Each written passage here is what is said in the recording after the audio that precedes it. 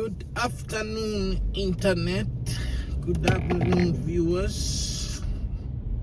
Welcome again to my YouTube channel. I am Kinara P.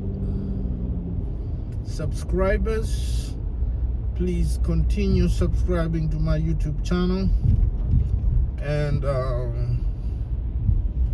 help support this channel, viewers.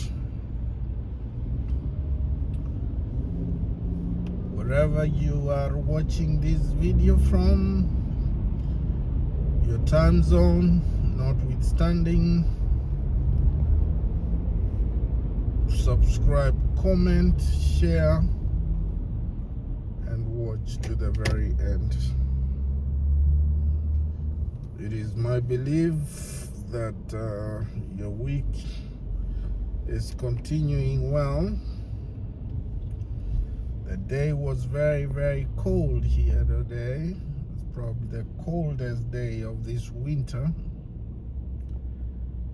In the morning, it was very, very cold, very brutal.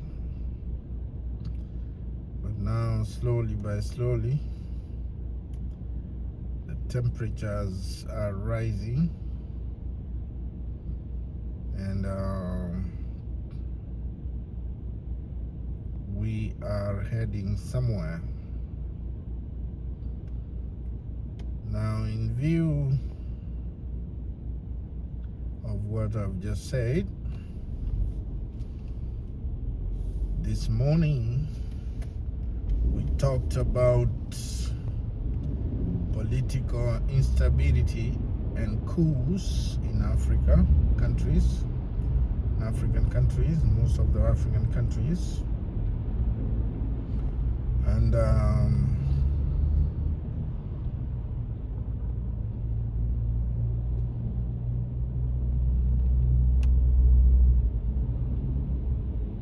today I want to talk about Rwanda,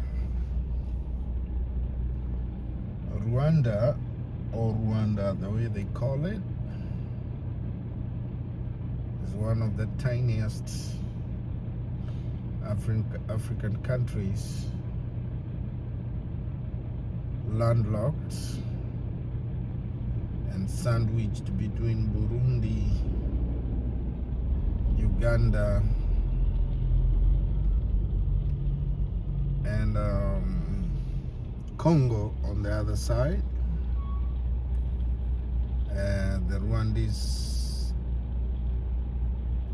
Rwanda has a total population of about 13.5 million people.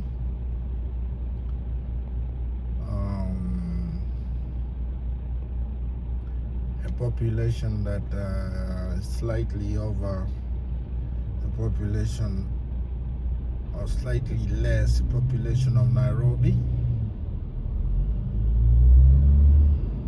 Nairobi has a lot of folks, guys. I think the last census they put it at 6 million, but I do not believe it's 6 million. It has to be more than 6 million. Now,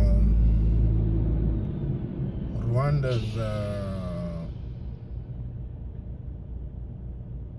economy mainly depends on tea and coffee for export. That is what gains them their export. And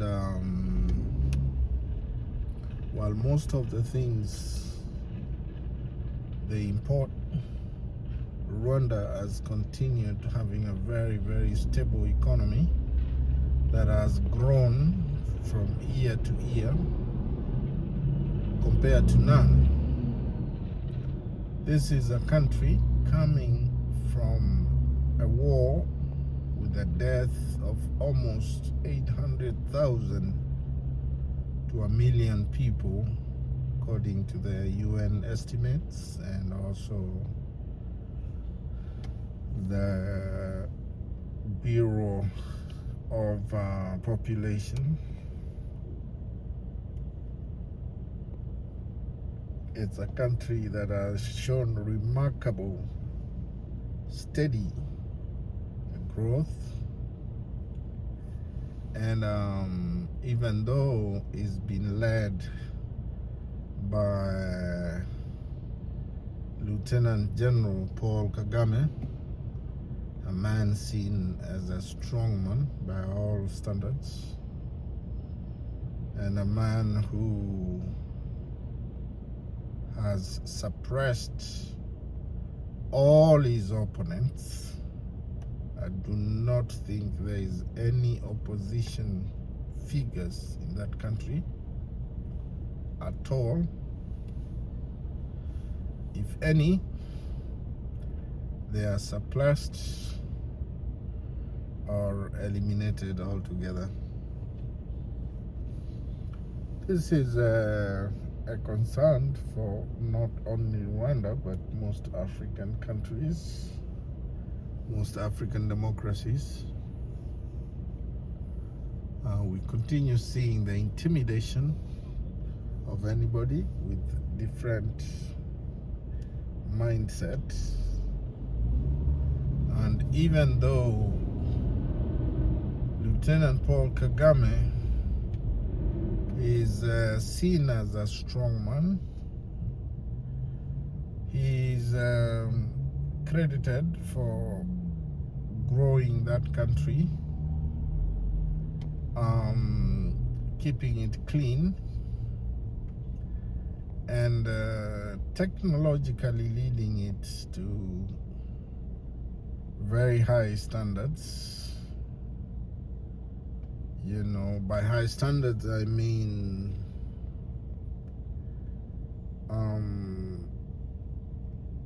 let's talk about the electrical taxis now that Rwanda is testing with the help of a Chinese firm. These are things that are far off from many other countries, African countries, that they've not been anywhere near trying electrical taxis.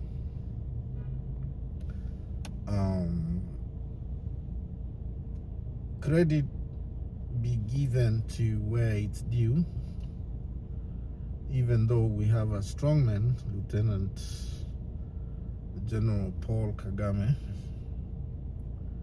as the leader of that country. He has also been partly viewed, mainly viewed as the force behind the M23 force in Congo.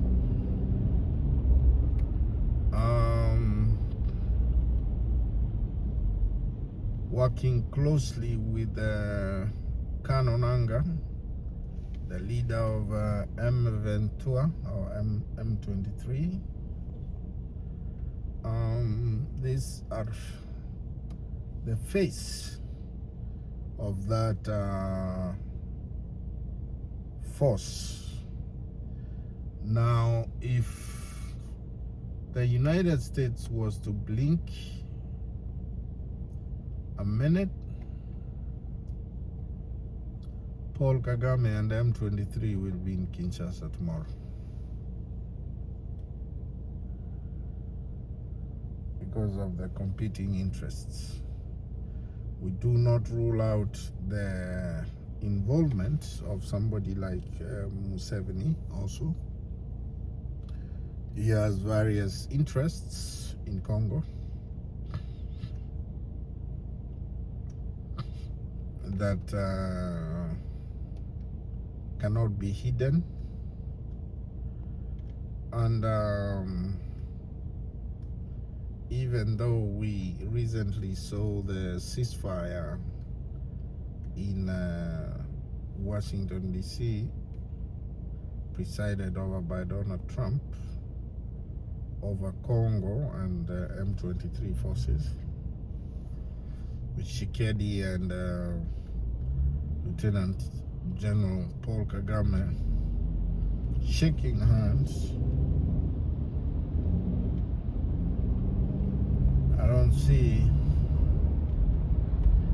don't see that agreement lasting long.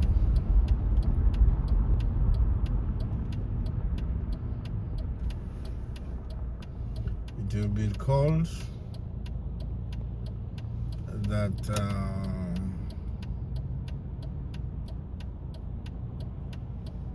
M23 are saying, so long as they are not recognized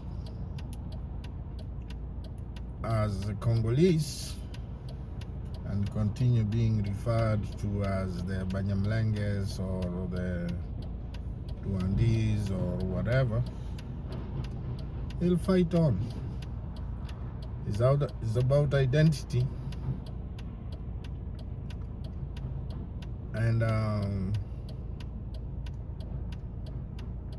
but identity I don't think is the real issue here.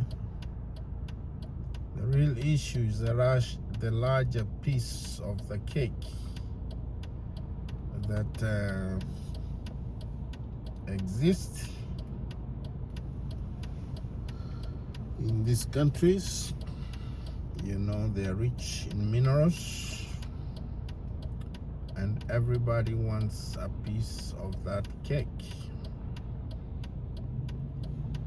Therefore,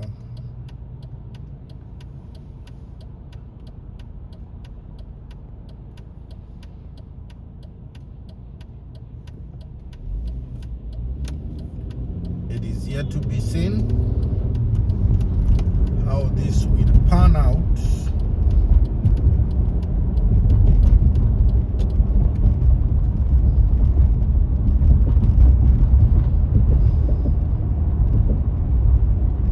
But Africa continues paying a price of a war that they never asked.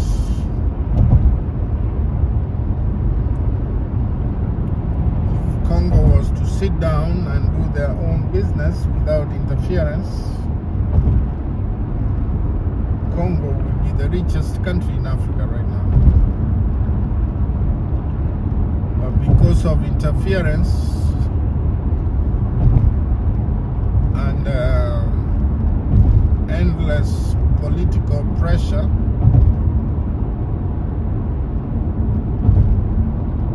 that has left Congo where Congo is now.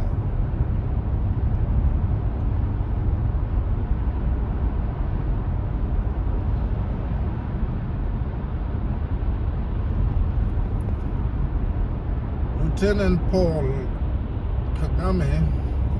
General Paul Kagame has said many times on television media interviews that let us look for the root cause of the problem and try to solve it from that angle. I don't know how many people listen to what Kagame is saying, but he has a valid point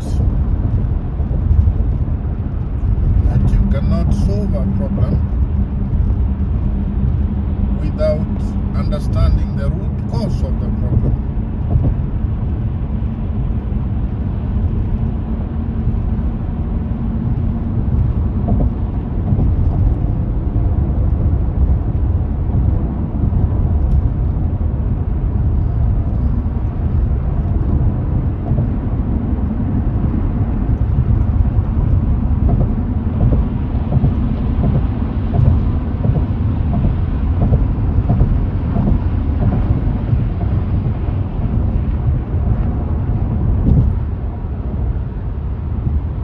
Therefore,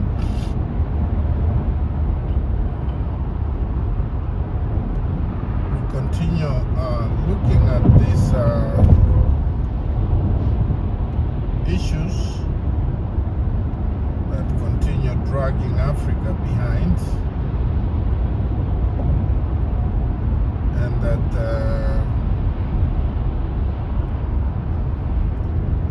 nobody will come and solve the problem of Africans.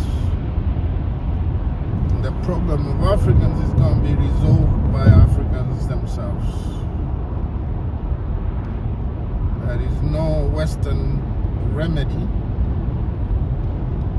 that is going to be prescribed to cure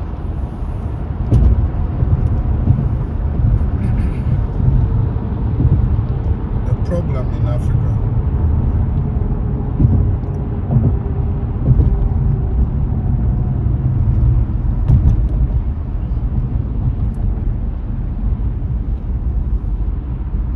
Therefore, looking at all these issues critically,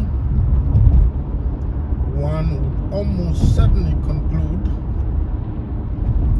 that the greatest enemy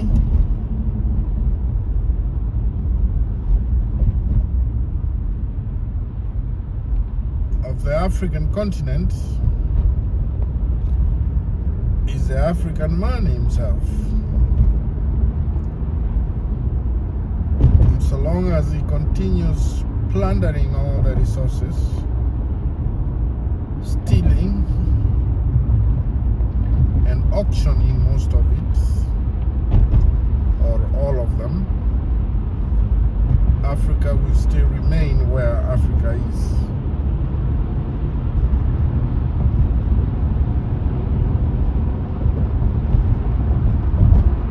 Africa will never grow.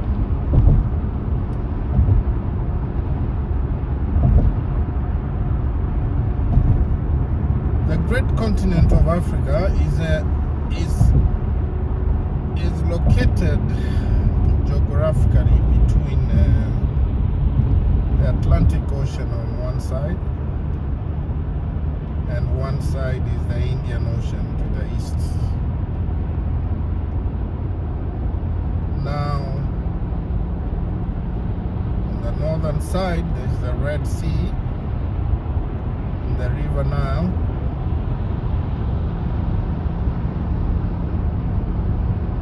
Blessed with great people, hardworking people,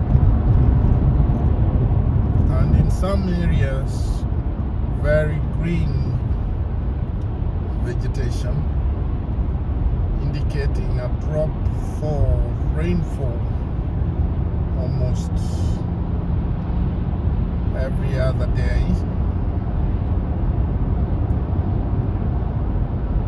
Those areas can feed the whole population of Africa if they are utilized well and farmed properly to supply even the local produce.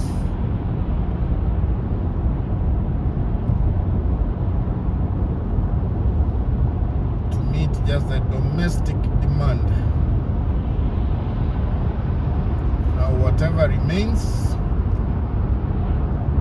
can go out as an export,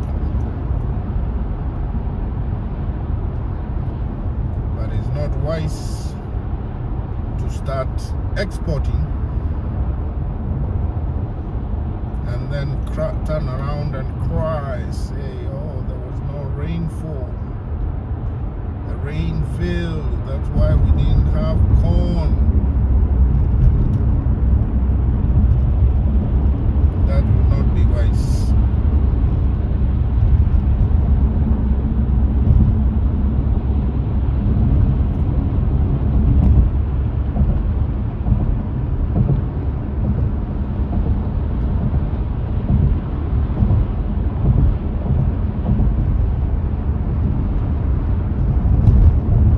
Therefore, the architecture of Africa lies with the African man and African people themselves. Do not look elsewhere for anything.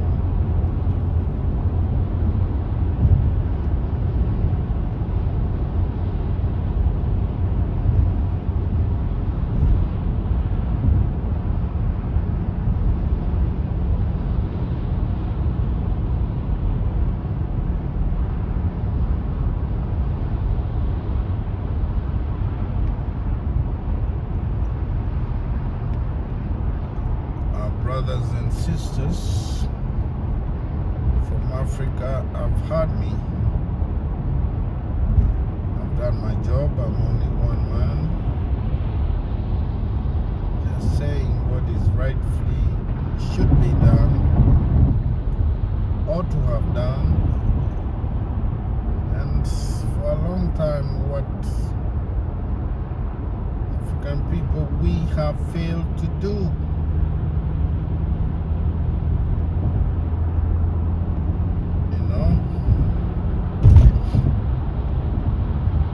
So therefore,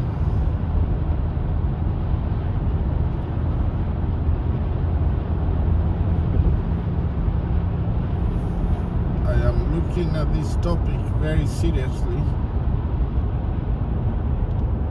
I am researching on ways and means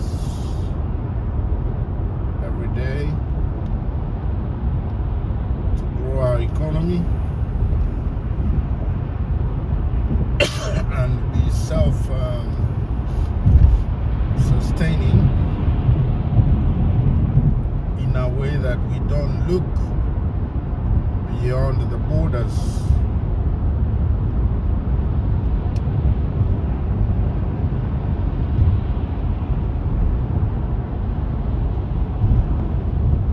To buy stuff that we can easily buy locally and stuff that is of quality.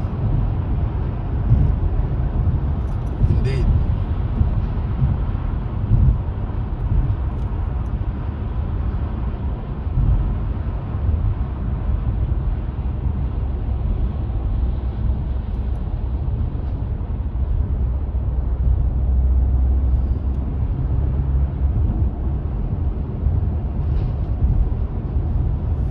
That being said,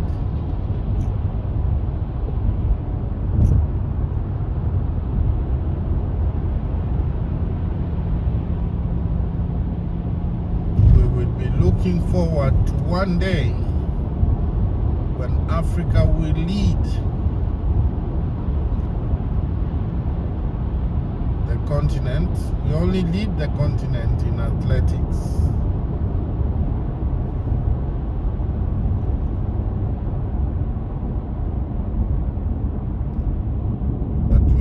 Lead in all fronts.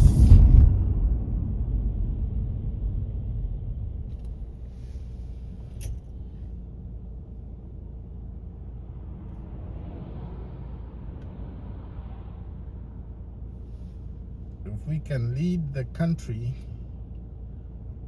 like the way Kenyan marathoners don't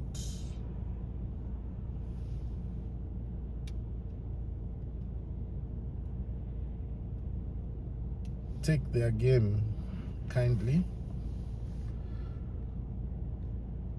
and every time you see a Kenyan out there running,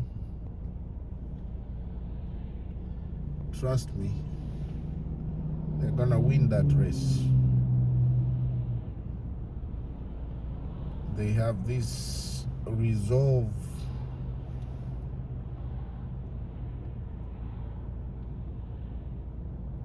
of winning, and they've brought Kenya pride. They make everybody proud when you see them taking number 1, 2, 3 in a row.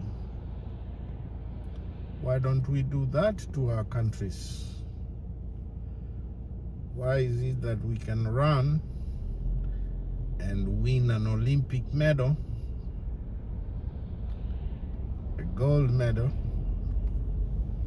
but we can't grow our economy? Power is just in the hands of a few individuals.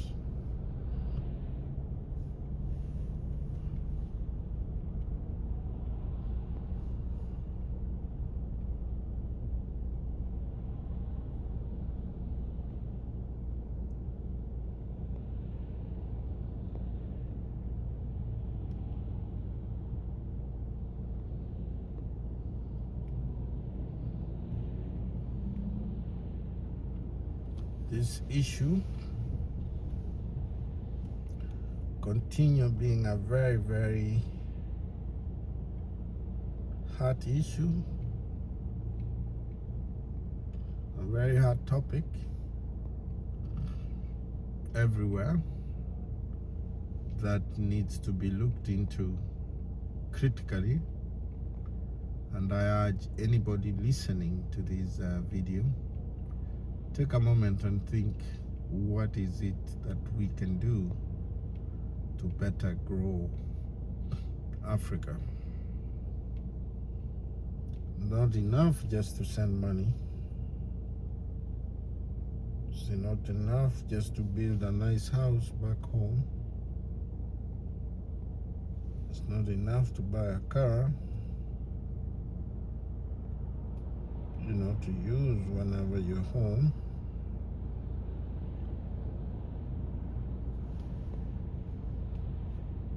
Let us think on our way collectively. We can have bargaining power that is absolute. Is absolute.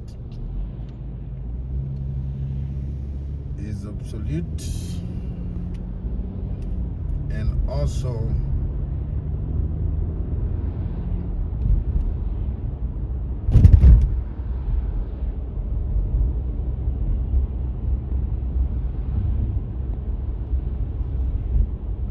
work together to resolve or to thrash out the issues that are sticking out right now.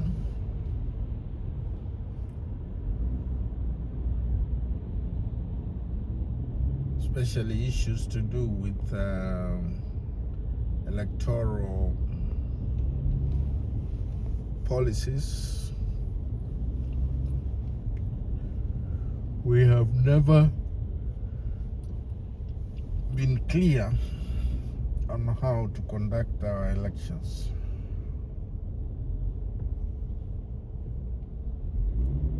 We have just been moving goalpost to goalpost,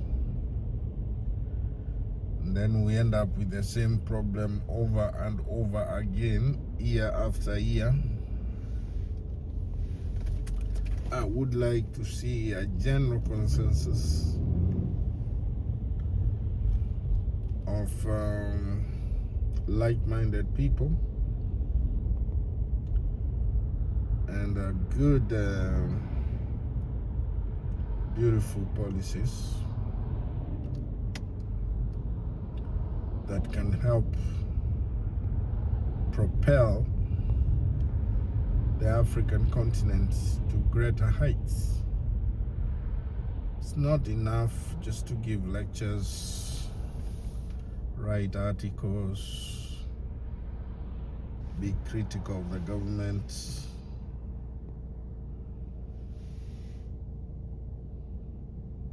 That's just 1% of the 99 point something percent that needs to be done.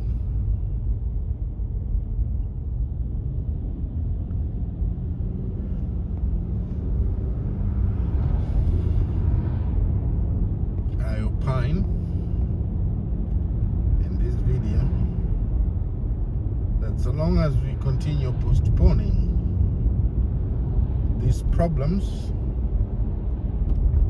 one day they'll catch up with us and we'll have nobody else to blame except ourselves.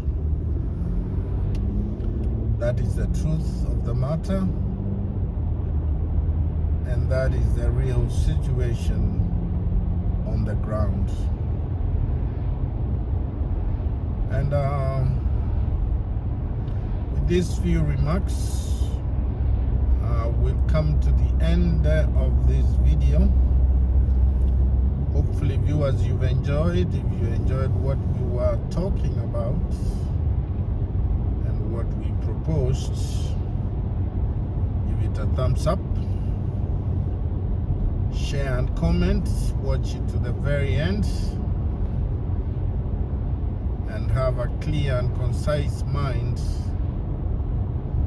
about Africa, without which we will all perish.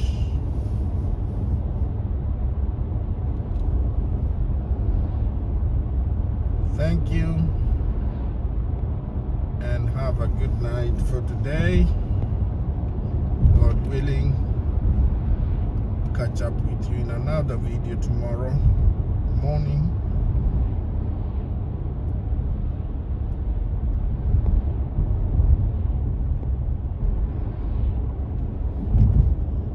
Hopefully you're well, guys. Subscribe.